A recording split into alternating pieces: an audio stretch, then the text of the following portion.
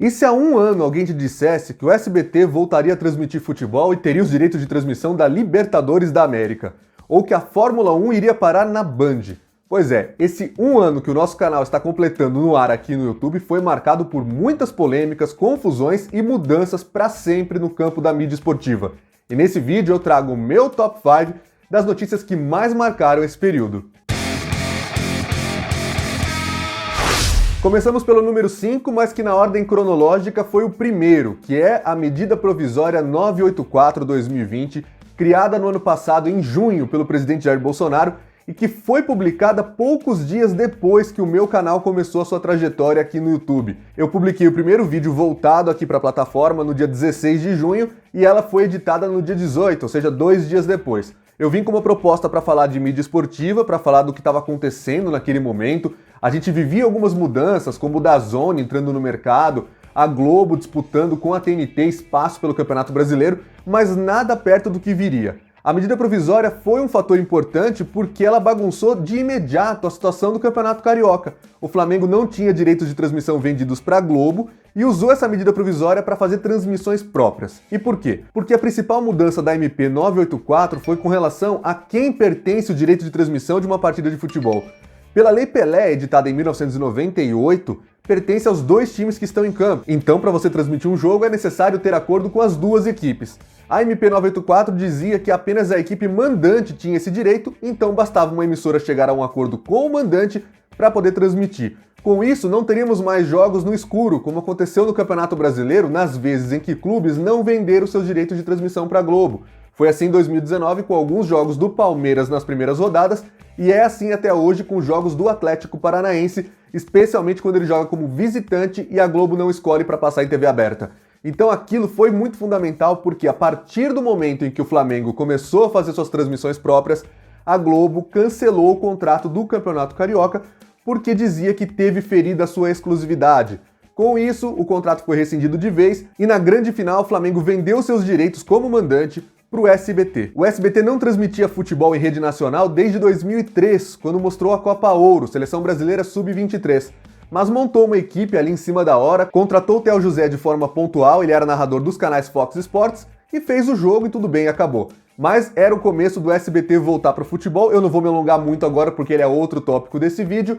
A MP do futebol também causaria confusões no Campeonato Brasileiro, porque a TNT, da Warner Media, pediu para transmitir jogos no Brasileirão 2020 de times como o Flamengo, como o São Paulo, que eram do Sport TV, quando os times dela, TNT, jogassem na condição de mandantes. A Globo foi até a justiça e conseguiu impedir isso de acontecer, mas não de fazer o Atlético Paranaense criar um pay-per-view próprio que até hoje está no ar. A MP perdeu a validade em outubro, 4 meses depois da sua edição, porque não foi votada, não foi transformada em lei na Câmara dos Deputados. Na época, o presidente da Câmara, Rodrigo Maia, não levou a votação e com isso ela perdeu o efeito. Mas teve ali o poder de mudar algumas coisas no campo do futebol, não foi tudo o que aconteceu por causa dela, mas teve sim papel fundamental para o que aconteceria a partir do momento em que a gente começou a cobrir mídia esportiva aqui no YouTube.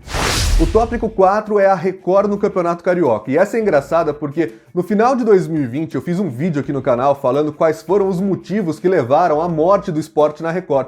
Porque afinal de contas, naquele momento, a gente via o SBT comprando a Libertadores da América, a Band falando já em negociar alguns campeonatos, já tinha o alemão com o OneFootball, tinha o campeonato italiano, todo mundo se mexendo e o que a gente ouvia era que a Record tinha rescindido o contrato com os Jogos Pan-Americanos, ela tinha mais uma edição pela frente, a de 2023. Ela não foi atrás da Libertadores, ela não concorreu a nada. Mas de repente, no começo de 2021, quando tudo parecia indicar que o SBT estava comprando o Campeonato Carioca, a Record atravessou a negociação, ofereceu um pouco mais e com isso conseguiu levar os direitos de transmissão. Mas eu não vou ficar com aquela cara de bobo, né? Eu falei que o esporte estava morto na Record e do nada ele volta. Eu errei afinal de contas? Não, essa foi uma iniciativa da Record do Rio de Janeiro, tanto que ela até cobrou afiliadas para poderem transmitir os jogos do Campeonato Carioca. As primeiras fases não foram exibidas em rede nacional, a Record de São Paulo, que é a matriz, só topou mostrar em rede mesmo as duas finais entre Flamengo e Fluminense. No Rio de Janeiro conseguiu ganhar da Globo, assim como o SBT tinha feito no ano anterior, mostrando o Fla-Flu. Missão cumprida, mas na parte comercial deixou muito a desejar e também recebeu críticas quanto à qualidade das transmissões. A Record do Rio de Janeiro voltou, mas a Record de São Paulo continua até o presente momento do jeito que estava, ou seja, não disputou Champions League, não disputou nada do que foi aí licitado nesse último período. O terceiro é o mais bizarro de todos para mim. É a tal da TV Walter Abraão, a TV WA. Em janeiro, Milton Neves publicou com exclusividade que a TV WA tinha comprado os direitos de transmissão dos jogos das eliminatórias para a Copa do Mundo 2022 que estavam disponíveis no mercado. Voltando um pouco no tempo, a Globo tinha conseguido comprar apenas os jogos de Brasil e de Argentina como mandantes. Prevalecia, por ordem da FIFA, uma espécie de lei do mandante também. Cada federação poderia vender os seus direitos. E a CBF e a AFA venderam para a Globo. Mas o restante não. Era uma negociação muito complicada, tinha que praticamente bater de porta em porta para fechar o pacote completo. Mas essas outras 8 federações que disputavam ali as eliminatórias resolveram se juntar e concederam à agência Media Pro o direito de comercializar esses direitos de transmissão. Então esse pacote inicialmente foi muito caro, as notícias diziam aí mais de 15 milhões de dólares. E aí em janeiro sai a notícia de que a TV WA, um canal por assinatura que praticamente ninguém conhecia, que não tinha sinal HD nas poucas operadoras onde constava no line-up, né, na grade de canais, estava pagando 11 milhões de dólares, isso mesmo, 11 milhões de dólares por esses direitos. A TV WA fez até uma pose de projeto sério, depois comprou os direitos de transmissão de TV paga do Campeonato Catarinense, exibiu a Recopa Catarinense. Mas no fim das contas, em março, o mesmo Milton Neves trouxe em primeira mão a notícia de que a TV WA tinha perdido os direitos de transmissão das eliminatórias porque não conseguiu fazer o pagamento prometido. As eliminatórias teriam jogos naquele mês de março, foram adiados por causa do agravamento da pandemia no continente sul-americano, mas de qualquer forma a TV WA não chegou em nenhum momento a fazer nenhuma transmissão das eliminatórias, só do futebol catarinense, onde também teve o contrato rescindido, porque os clubes alegaram que não estavam recebendo os valores prometidos também. E claro, uma piadinha que eu fiz numa live em fevereiro acabou se convertendo em profecia quando eu falei que a TV WA seria WA se transmitisse mesmo os jogos da seleção, se desistisse seria a TV WO. E foi. A segunda colocada do nosso ranking é a ida da Fórmula 1 para a Band, porque afinal de contas eram 40 anos de Globo mandando na Fórmula 1 no Brasil. A Globo teve papel fundamental na organização do GP do Brasil, na transmissão para o mundo. Durante muito tempo foi a Globo a responsável por levar as imagens do que acontecia no Autódromo de Interlagos para o mundo inteiro. Mas não houve acordo entre a Globo e a Liberty Media. A Liberty, segundo se dizia à época, queria 22 milhões de dólares, a Globo topava pagar 20, mas não foi por esses 2 milhões de dólares que a situação não se desenrolou. É que a Liberty queria implantar no Brasil o streaming próprio dela, o F1 TV Pro, e a Globo tem atualmente uma política muito clara com relação a direitos esportivos. Ou eu levo tudo, ou eu não levo nada. Então se ela não teria exclusividade total sobre a Fórmula 1, não havia negócio, ela não queria que tivesse o streaming próprio. Aí a Liberty acabou fechando com a Band, que voltou a transmitir a Fórmula 1, a última vez tinha sido em 1980, e que montou uma equipe para isso recheada de conhecidos dos fãs da Fórmula 1.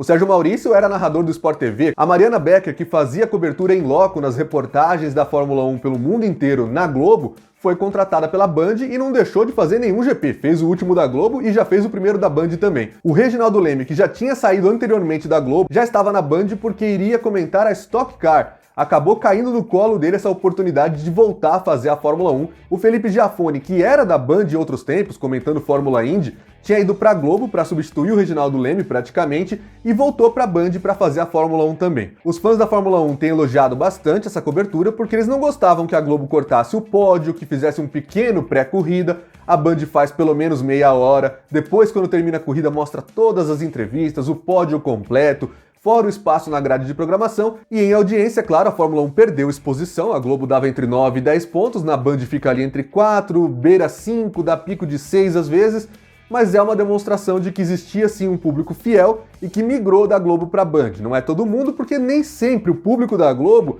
é interessado exatamente no que está passando, é um público que vê a grade da Globo.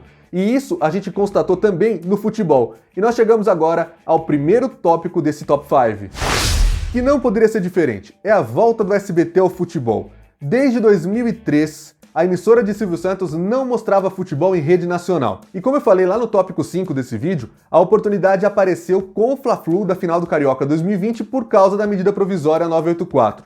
Só que a verdadeira oportunidade do SBT se encaixar de vez, se consolidar no futebol, veio por causa da Globo e não da MP do futebol. É por causa da pandemia do coronavírus também. A Globo aproveitou esse momento, a crise econômica, a baixa nas receitas provocadas pela paralisação do futebol e de outras produções, para rescindir de forma unilateral o contrato que ela tinha com a Libertadores da América até 2022.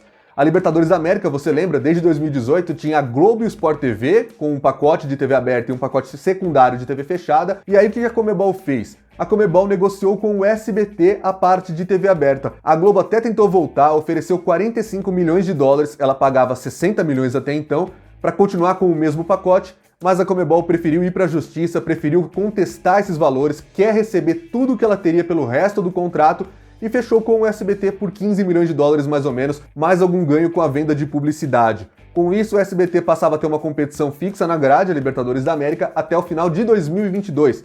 Para quem achava que aquela final Fla-Flu do Carioca era só uma coisa pontual, de repente vinha uma competição que garantiria um projeto por mais 2 anos e meio. E que sorte, aliás, né? Logo na primeira edição pegou a primeira final paulista da história da Libertadores, disputada no Maracanã. O jogo entre Palmeiras e Santos conseguiu 26 pontos de média em São Paulo e liderou com folga na disputa contra o programa do Luciano Huck. Não compensou nem a Globo ter feito o Big Fone do Big Brother Brasil, não teve jeito, a liderança foi absoluta da emissora do Silvio Santos. Mas, assim como aconteceu na Fórmula 1, é importante que a gente destaque, a Libertadores também perdeu exposição, perdeu audiência. Um jogo do Flamengo na Globo Rio, que antes dava 36 pontos, agora tá ficando ali entre 18 e 19 de média. A Libertadores em si perde exposição, mas o SBT cresce muito nos seus índices tradicionais, porque não via essas audiências há muito tempo. Recentemente, com a Copa América, uma outra aquisição que o SBT conseguiu por causa dessa briga entre Globo e Conmebol, a Globo está impossibilitada de comprar outras competições da Confederação Sul-Americana, o SBT fez 14 pontos de média em São Paulo com o jogo da seleção brasileira contra a Venezuela. É um resultado muito ruim para a Copa América no seu histórico, claro que é. É a pior audiência da história da competição, mas é uma audiência que o SBT não via de domingo nesse horário das 6 da tarde desde 2008, nos tempos do nosso saudoso Gugu Liberato. E se no começo do projeto do SBT no futebol, aqui no canal e na imprensa especializada, a gente dizia que a seriedade dele se comprovaria se o SBT buscasse novos direitos de transmissão, não foi só a Copa América que o SBT comprou, não. Para mostrar que é sério mesmo, que vai continuar por algum tempo mostrando futebol, a emissora comprou até a temporada 2023 e 2024 a Champions League no Brasil. A Champions League volta à TV aberta depois de 3 temporadas de afastamento, estava no Facebook como streaming gratuito, mas nessa próxima, que começa agora no segundo semestre, vai ter transmissão de um jogo por rodada no SBT. A gente estima aí, pelas informações que temos, que serão jogos de terça-feira, e também a UEFA, aproveitando essa boa relação com o SBT, já aproveitou para colocar a UEFA Europa League. No pacote da UEFA, o SBT também adquiriu a Supercopa. A Supercopa que envolve aí o campeão da Champions contra o campeão da Europa League na abertura da temporada seguinte. E nessa primeira edição, que vai ser agora em agosto, terá o jogo entre o Chelsea, campeão da Champions League, e o Villarreal, campeão da Europa League. Agora eu quero a sua opinião. Qual foi o principal fato desse 1 ano que a gente está no ar aqui no YouTube cobrindo mídia esportiva? Pode ser um desses 5 que eu falei ou até um que ficou fora desse vídeo, porque essa é a minha opinião pessoal. Agora eu quero a sua. E fica mais uma vez o meu agradecimento a todos vocês que estão comigo nessa jornada, nesse 1 ano, e um convite para o próximo ano, porque muita coisa ainda vai acontecer. Nós temos licitação da Libertadores do período de 2023 para frente acontecendo agora, nos próximos 12 meses. Tem a disputa pelo Campeonato Paulista de Futebol, mas também pelo Mineiro e pelo Gaúcho, contratos que foram encerrados agora da Globo. No Paulistão a gente já sabe que o YouTube vai transmitir um pacote de jogos, mas os outros ainda estão sendo disputados. Pode ter Globo, pode ter SBT, pode ter uma Band, uma Rede TV, não sei. Tudo isso a gente vai conferir juntos aqui a partir de agora. E tem também pela frente a história da liga que os clubes vão formar pelo Brasileirão. Então fica mais uma vez o convite. Se inscreva aqui no canal, clica no sininho para ativar as notificações, assim você recebe os alertas sempre que a gente tiver novos vídeos e novas transmissões. Muito obrigado mais uma vez. Eu te espero aqui no próximo vídeo. Valeu!